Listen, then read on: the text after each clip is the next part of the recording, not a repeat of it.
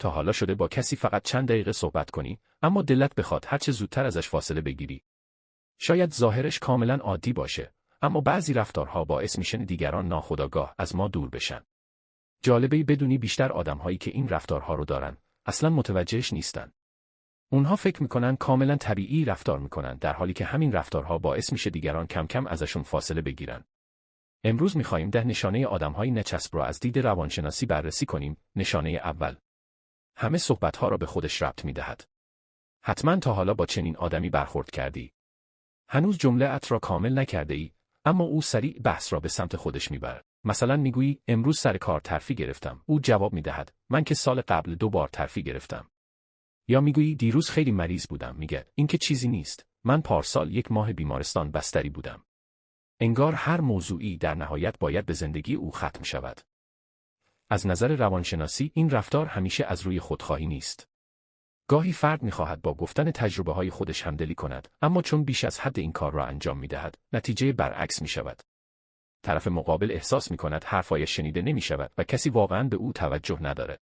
به همین دلیل بعد از مدتی افراد ترجیح می‌دهند کمتر با چنین شخصی صحبت کنند، چون یک گفتگوی خوب، گفتگویی است که هر دو نفر فرصت شنیده شدن داشته باشند. نشانه دوم: مرزهای شخصی دیگران را رعایت نمی‌کند. همه ما یک حریم شخصی داریم. حریمی که دوست نداریم دیگران بدون اجازه وارد آن شوند. اما بعضی افراد این مرزها را نمی‌شناسند. در همون دیدار اول سوالهای خیلی شخصی می‌پرسند، مدام پیام می‌دهند، انتظار دارند همیشه در دسترسشان باشی یا بدون توجه به شرایط تماس می‌گیرند. از دید روانشناسی، وقتی کسی احساس کند حریم شخصیش نادیده گرفته شده، مغز او ناخودآگاه احساس ناامنی می‌کند. حتی اگر آن فرد قصد بدی نداشته باشد. به همین دلیل، یکی از مهمترین مهارت‌های اجتماعی این است که بدانیم هر رابطه‌ای نیاز به زمان و احترام دارد. صمیمیت واقعی با اجبار به وجود نمی‌آید، بلکه کم کم و با رعایت مرزهای یکدیگر شکل می‌گیرد. نشانه سوم: همیشه دنبال تایید دیگرانه. همه ما دوست داریم گاهی از دیگران تعریف یا تشویق بشیم. این کاملاً طبیعیه. اما بعضی آدم‌ها تقریباً برای هر کاری منتظر تایید دیگران هستند. مدام میپرسن از من ناراحت نیستی؟ فکر میکنی خوب بود؟ دوستم داری؟ مطمئنی از دستم ناراحت نشدی؟ از نظر روانشناسی این رفتار معمولاً ریشه در عزت نفس پایین یا ترس از طرد شدن داره. این افراد دائما نگرانن که دیگران دوستشون نداشته باشن، برای همین مدام دنبال اطمینان گرفتن هستن. مشکل اینجاست که اگر این اتفاق گاهی بیفته، طبیعیه. اما وقتی هر روز و در هر گفتگویی تکرار بشه، برای طرف مقابل خسته کننده میشه، چون احساس میکنه باید دائما به اون فرد آرامش و اطمینان بده. نشانه چهارم: همیشه در حال شکایت کردنه.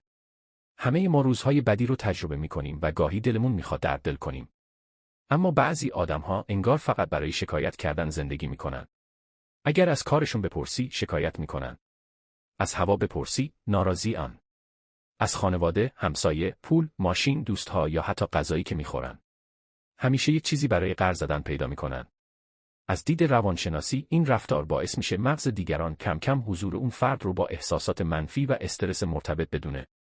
به همین دلیل ناخودآگاه ترجیح میدن کمتر با اون در ارتباط باشن. نکته جالب اینه که آدمهای مثبت همیشه خوشحال نیستن.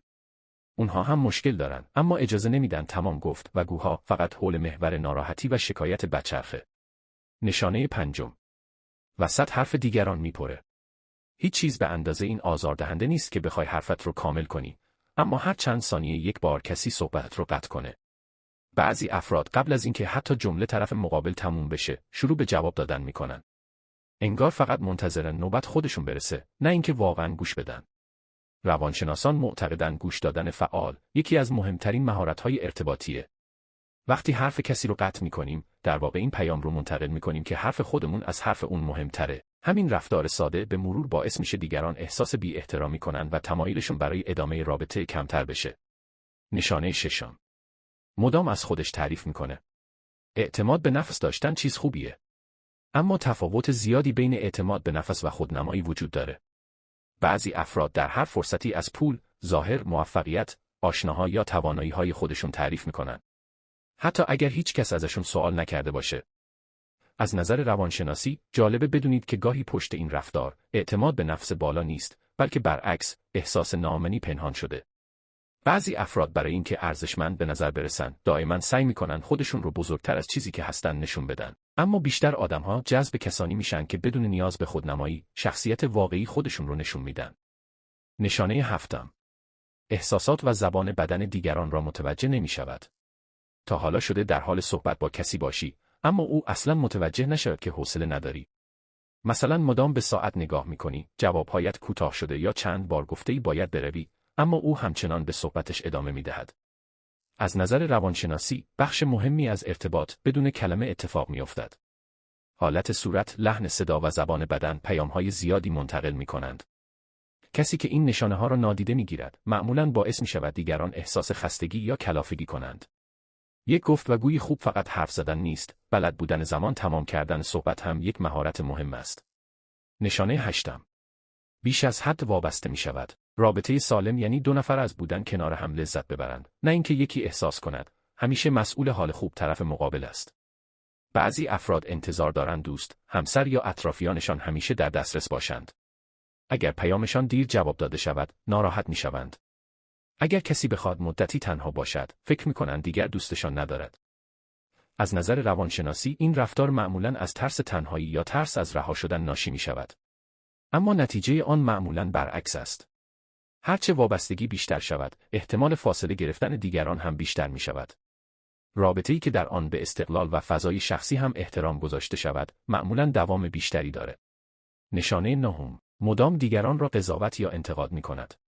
بعضی آدم‌ها برای هر چیزی یک ایراد پیدا می‌کنند. از ظاهر دیگران گرفته تا شغل، درآمد، لباس، نحوه صحبت کردن یا حتی تصمیم‌های شخصی آنها. شاید خودشون فکر کنند فقط دارند نظرشون رو میگویند، اما وقتی بیشتر حرفهای یک نفر تبدیل به انتقاد شود، دیگران کنار او احساس آرامش نمی‌کنند. روانشناسان معتقدند انسان‌ها به طور طبیعی جذب افرادی می‌شوند که در کنارشون احساس امنیت و پذیرفته شدن داشته باشند، نه اینکه مدام نگران قضاوت شدن باشند. به همین دلیل، کسانی که دائما دیگران را نقد می‌کنند، معمولاً به مرور افراد کمتری را در اطراف خود نگه می‌دارند. نشانه دهم، شوخی‌های نامناسب یا تکراری انجام می‌دهد. شوخ طبعی یکی از جذاب‌ترین ویژگی‌های یک انسان است. اما فقط زمانی که به موقع و در جای درست باشد. بعضی افراد برای خنداندن دیگران مدام یک شوخی را تکرار می‌کنند، دیگران را مسخره می‌کنند یا در موقعیت‌های جدی هم دست از شوخی برنمی‌دارند. از نظر روانشناسی، شوخی زمانی باعث صمیمیت می‌شود که همه از آن لذت ببرند، نه فقط کسی که شوخی را انجام می‌دهد. اگر دیگران چند بار با لبخند مصنوعی واکنش نشان دهند یا موضوع را عوض کنند، احتمالاً اون شوخی دیگر براشون جذاب نیست. اگر یکی یا چند مورد از این رفتارها را در خودت دیدی، نگران نباش. هیچ کس کامل نیست و همه ما ممکن است گاهی یکی از این اشتباهات را انجام بدهیم. تفاوت آدم‌های موفق در روابط اجتماعی با بقیه این نیست که هیچ اشتباهی نمی‌کنند، بلکه وقتی متوجه رفتار نادرستشون می‌شوند، سعی می‌کنند اون را اصلاح کنند.